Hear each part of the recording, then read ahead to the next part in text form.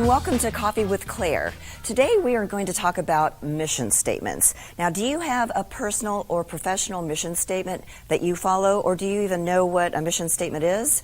In improv, our mission statement is our 10 rules of improvisational comedy. And in business, it's usually a clearly stated statement that allows everyone to understand where you're going. And the important thing about having a mission statement is that no matter what level of competency somebody comes into your organization, everyone knows where they're going. Everyone sees clearly where you're headed. And so when you have a mission statement along with core values, then everyone kind of marches in order. And it's up to you as a leader to provide that mission statement. That's what people are wanting from you. They want to know what your plan is, where you're going, how are you going to get there, and how do we behave as we're working towards that goal. Now, a lot of times leadership means that you have to make some unpopular kinds of decisions. And so as a leader, as a strong leader, you have to be able to make those decisions and hold true. But sometimes that's uncomfortable, and people are thinking, well, you know, it might be just easier to let this one slide. But once you do that one time, then it starts kind of disintegrating that strength that you had in your mission statement, or you know, the loyalty that you had built around that mission statement. And so what I encourage you to do is to make sure that you're very clear. You share your mission with everyone that's involved, and then your actions are congruent with the statement. So your homework for this week is, if you're in a business, to review your mission statement, see what it looks like, and see if it needs to be tweaked. If you're at home, you can have a mission statement for your family. Let us know how your mission statement is coming around on our Cool Beans section of coffeewithclaire.tv, and I look forward to seeing your mission statements.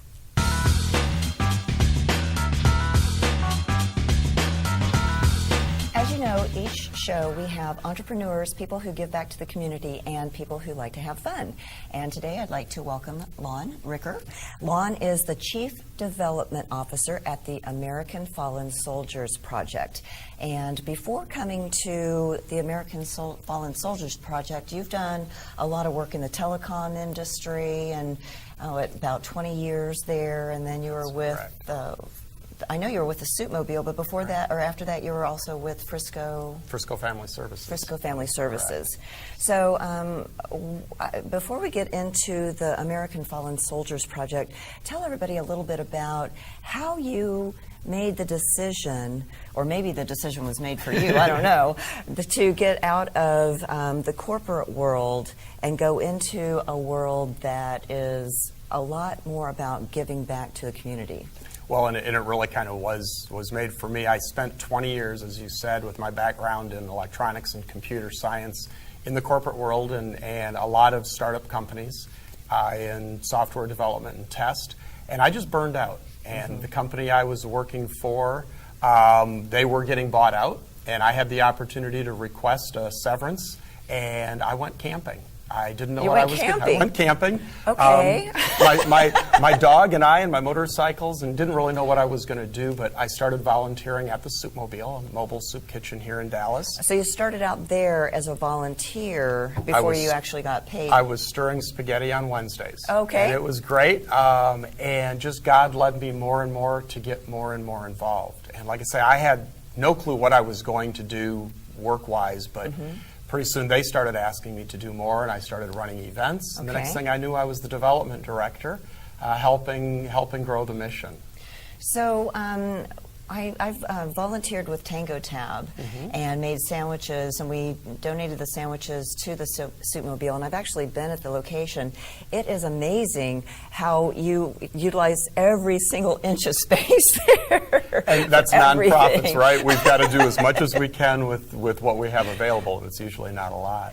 So then you went from there to Frisco. Yes. And you were there a couple of years. And then how did you find out about this current endeavor? Well, I actually, when I was at the Soupmobile, I had met Phil Taylor, the artist of the American Fallen Soldiers Project, and I had experienced a couple of the portrait presentations and loved what they were doing, really, was passionate about it, but there wasn't the opportunity for me there, and probably I wasn't ready. Okay. In June, they opened the National Gallery, and that's when I was approached to maybe come on board and help them grow the mission, grow the reach of the American Fallen Soldiers Project. So after a number of meetings and sit-downs and just kind of talking, again, God's timing, they had a need now, and I had now some experience that I could bring to them. And so it's the perfect time for me to be there and help them with their mission. Well, educate our viewers about what the mission is and what specifically you all do for the community. Okay. Well, so for 9 years now, Phil and Lisa have been painting portraits of fallen soldiers, those that have been killed in action. And we present those portraits to the families. And we may present them at a small, intimate setting, at a home with close friends and family, all the way up to stadiums with 25,000 people. Wow. So, yes. And it's, it's an opportunity to honor the family, but also to remind America of the sacrifices that are being made, and be able to show people that we care and that we're not going to forget. And so what is the difference between these portraits that you all provide versus some other artists' renditions of the photographs? Because you take them from a photograph, right? Right. And so describe how that works and let us know a little bit about the differentiator. Well, so Phil will take a number of pictures to look at them. We also get bios of the soldiers, and he really learns about the soldier and who they were. Yeah. And so he's not just duplicating a picture. He's actually painting a portrait and bringing it to life. And we'll hear so often, the families especially will say that, the eyes, you can see the soul.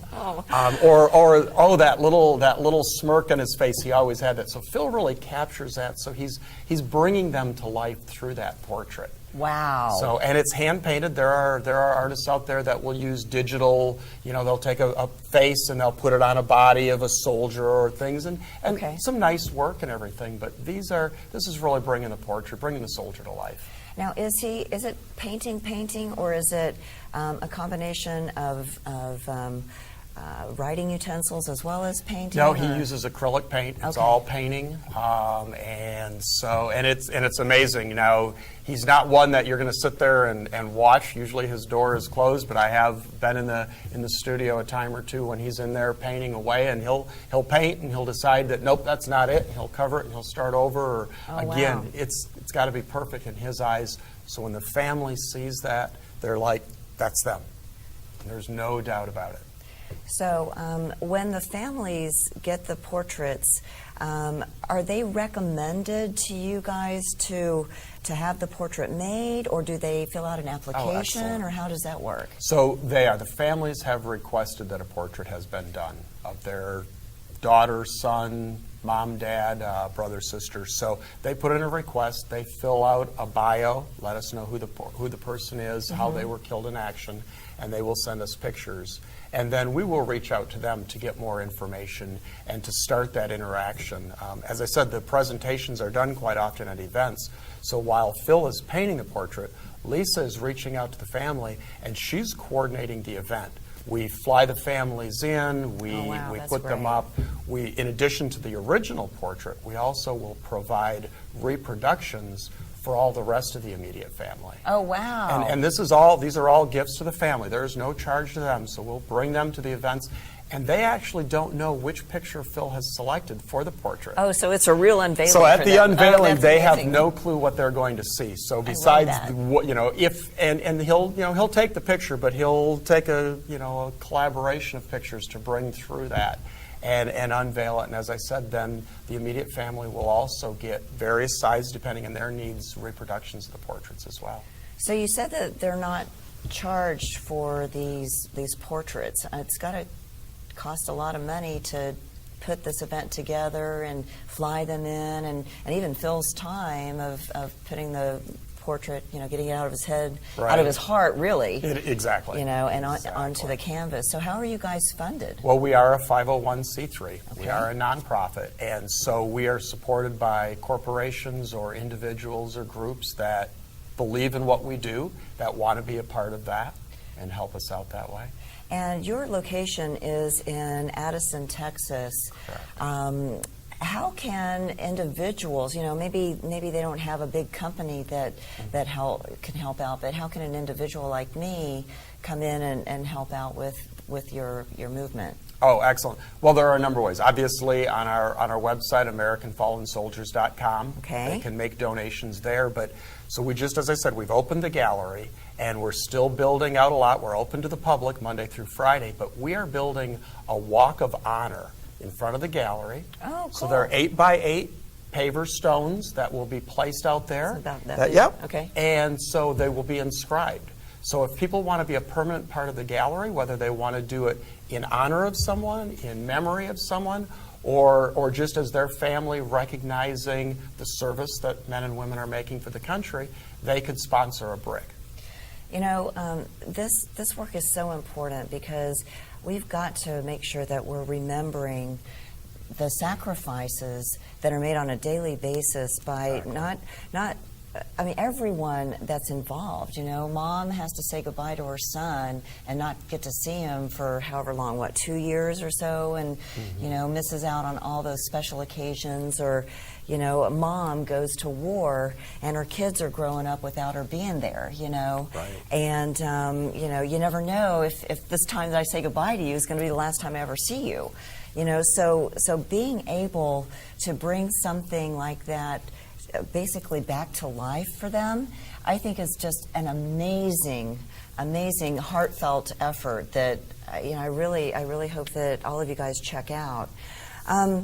So the gallery is here in Addison, and it's open to the public.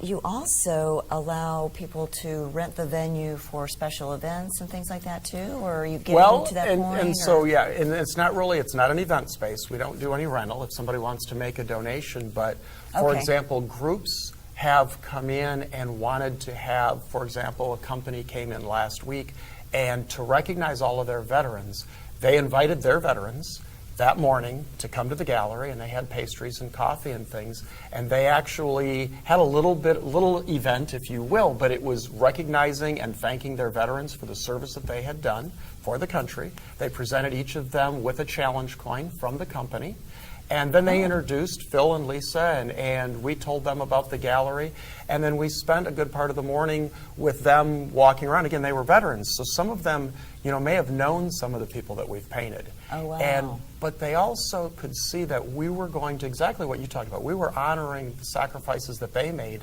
and that their families made by serving. And so they got to go around and read the bios. With all the portraits, we have bios. We have things on loans from the family that are displays to bring those to life.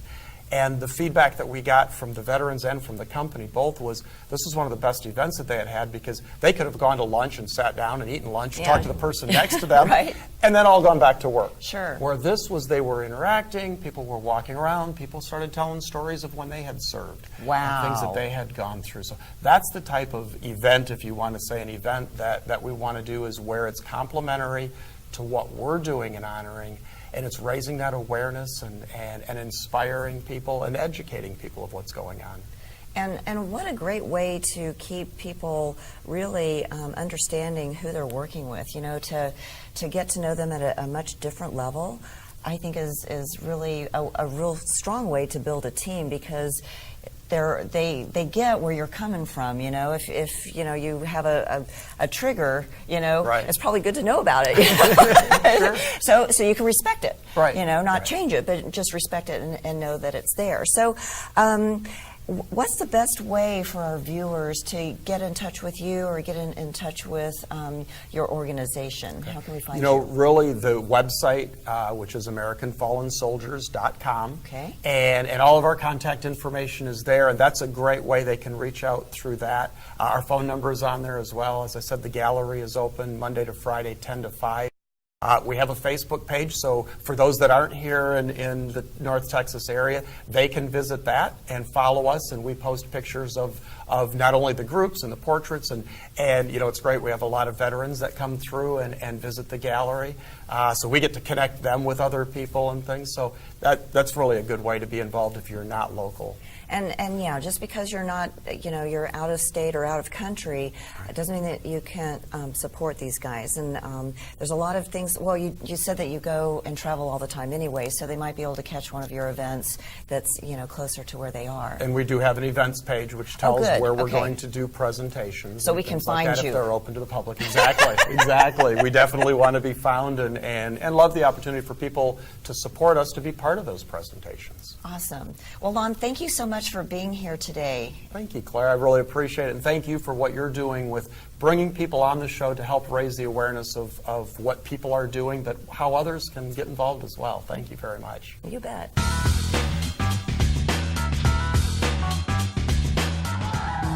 In this series, we'll be learning about laughter yoga and the benefits of deep belly laughter that simulates the deep breathing when practicing yoga.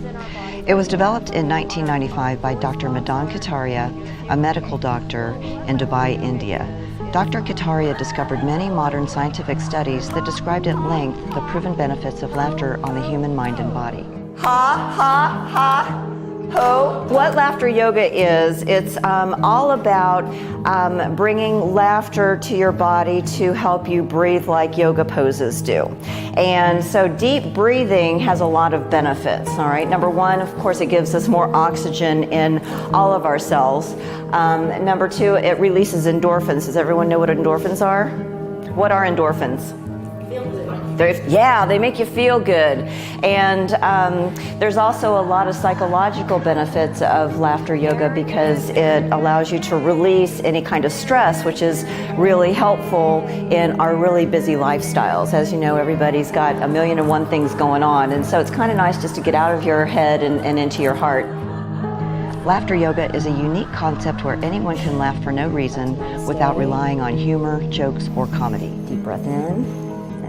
The concept of laughter yoga is based on scientific fact that the body cannot differentiate between fake and real laughter if done with willingness. One gets the same psychological and physiological benefits. The reason we call it laughter yoga is because it combines laughter exercises with yoga breathing. This brings more oxygen to the body and the brain, which makes you feel more energized and healthy.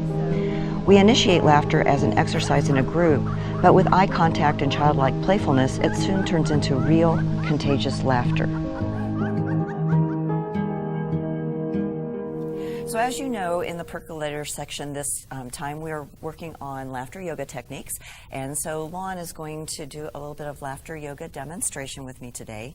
Now remember that we fake the laughter till we make the laughter. And so the idea behind this is that if you laugh from your diaphragm for about 10 to 15 minutes, it actually is a great, strong workout. In fact, 1 minute of laughter yoga is like 10 minutes on an exercise bike as far as the endorphin release. And so it's really cool when I go into retirement communities and I work with people that are wheelchair bound, because they can actually get that same feeling that we get on an exercise bike or on a treadmill or something like that. And that's a feeling that they haven't had in years, all right?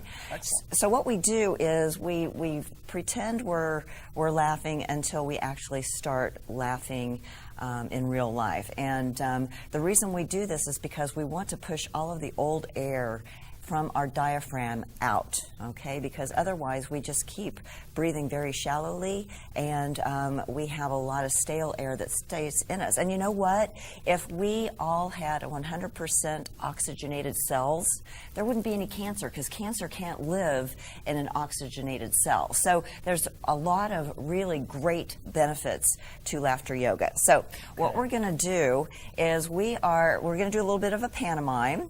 And so we're going to get a big bowl of hot soup, all right? All right. So what does your bowl of soup look like, Lon? Oh, it's got noodles and chicken and oh, wow. That all sounds kinds of good. stuff in it. Okay, so we've got, now you've got a pretty big bowl. Well, I'm hungry. Okay, all right. Now, are you going to use your bowl to sip, or are you going to use a spoon?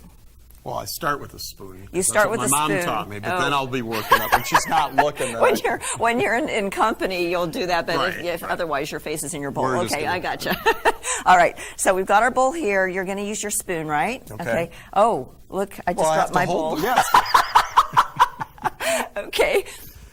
Luckily, it bounced and it didn't spill. Well done, well done. So we're going to take our spoon, and when we dip it in, this is really hot. Okay. This is like piping hot. Right. All right? But instead of it burning our tongue, we are going to make eye contact, and we are going to laugh hysterically, okay? Eye contact with the soup or each other? Eye contact with each other. Let's not make it messy. Okay. So let's take our spoon, and we've got a little bit of soup on here, and it's really hot, remember? Right. So when we put it in our mouth, we're not going to scream, we're going to laugh, right? Okay. Okay, you ready? Got it, I'm ready. 1, 2, 3.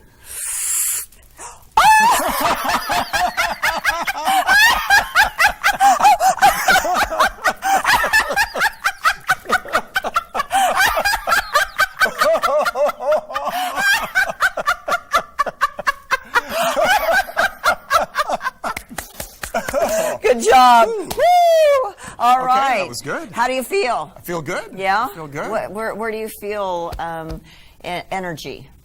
Kind of all over. It kind All of, you over? can kind of feel it come up. Isn't it amazing? That's good. And it really does work your stomach muscles and things like that. So, well, thank you for demonstrating with us today, Lon. I Pleasure. appreciate it. Thanks, Claire. Bye. Bye. So my first question is, we're all so busy. How do you balance fun with responsibility at work?